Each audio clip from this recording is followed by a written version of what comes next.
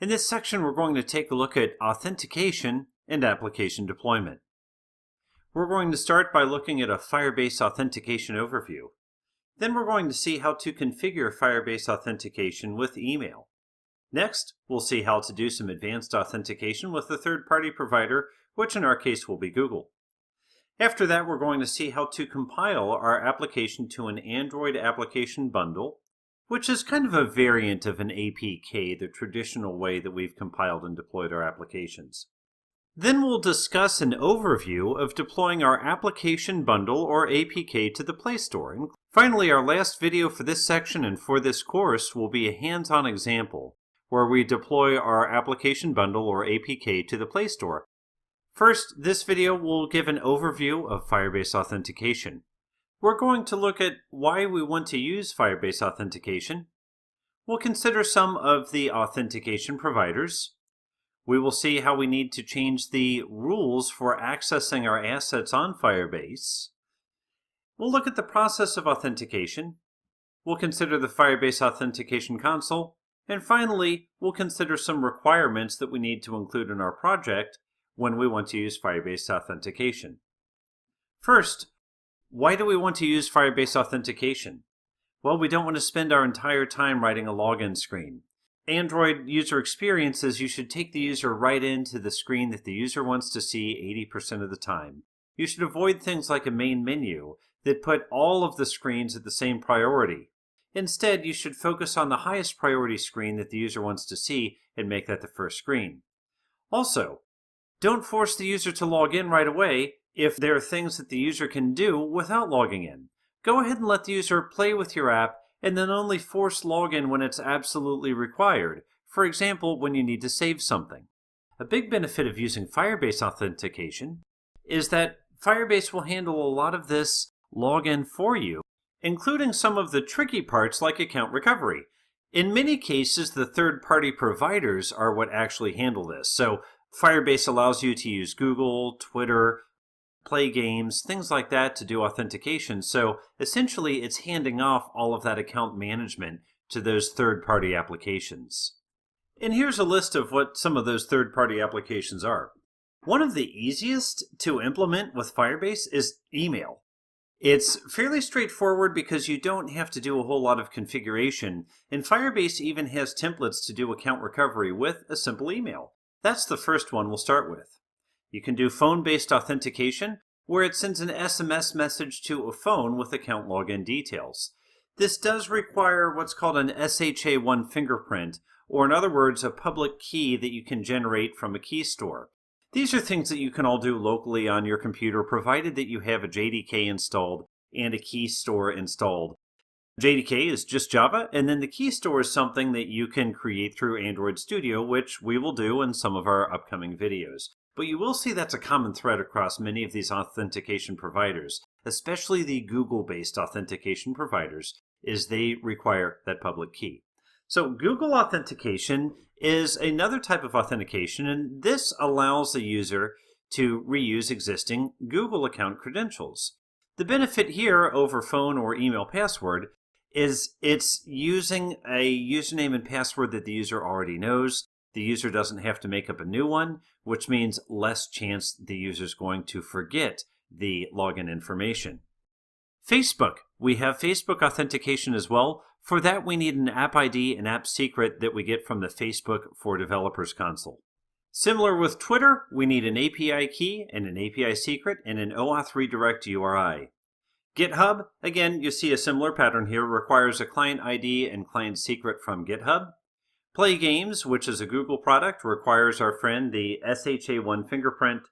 And then there's another kind called Anonymous, which means we really don't require anything from the user, but if they choose to create an account in the future, we can link it back to this anonymous temporary account that was created for the user to grant access. Let's take a look at the rules configuration on the Firebase console side. Up until this point, we've allowed all access to our database and to cloud storage.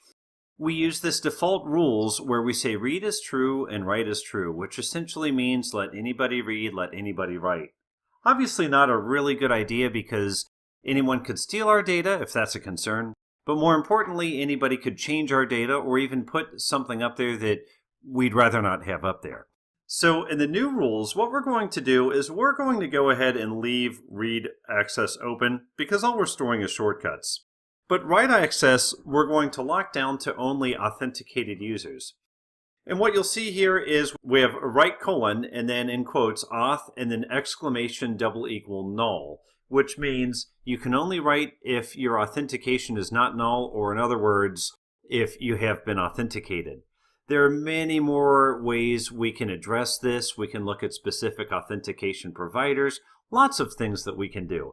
And if we wanted to lock down reading as well, we'd simply replace this true with the auth exclamation equal equal that you see below. Nonetheless, this is what we're going to do on the Firebase database side as an example. We'll also want to do that on the cloud storage side, which is where we're storing our screen captures or our images. So to implement Firebase authentication in code, we need our old friend start activity for result. Because what we're going to do is we're going to include a library for authentication, and when we do start activity for result, we're going to describe what our authentication provider is. That's essentially going to punt control over to the Firebase authentication library, and it will walk through a series of screens that's appropriate for that provider.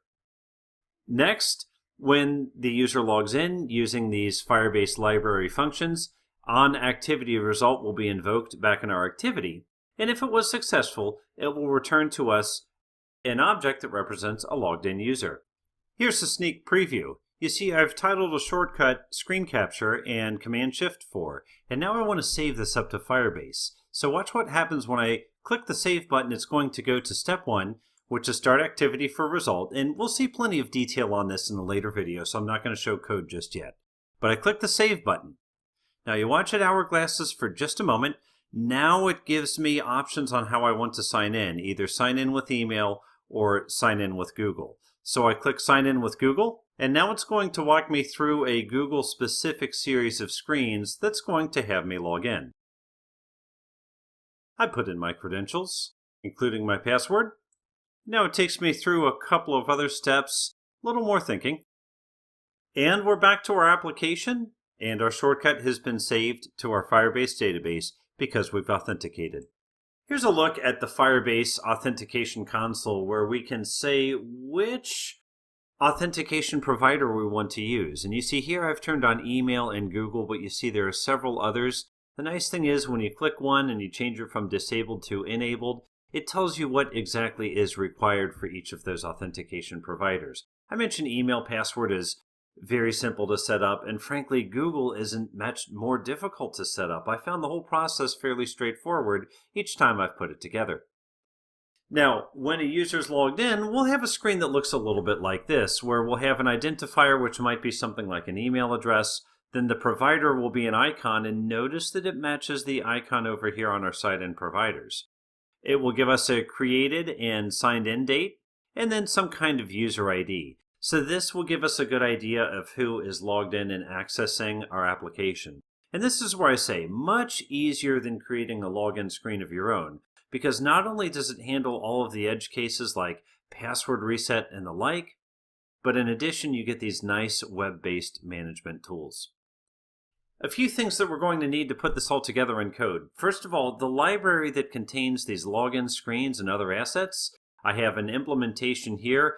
This is current as of the time I'm recording this video. You might want to check when you're implementing this and see if there's a newer version. Just make sure it's compatible with the libraries that you're using. So we add that to the build.gradle and our module.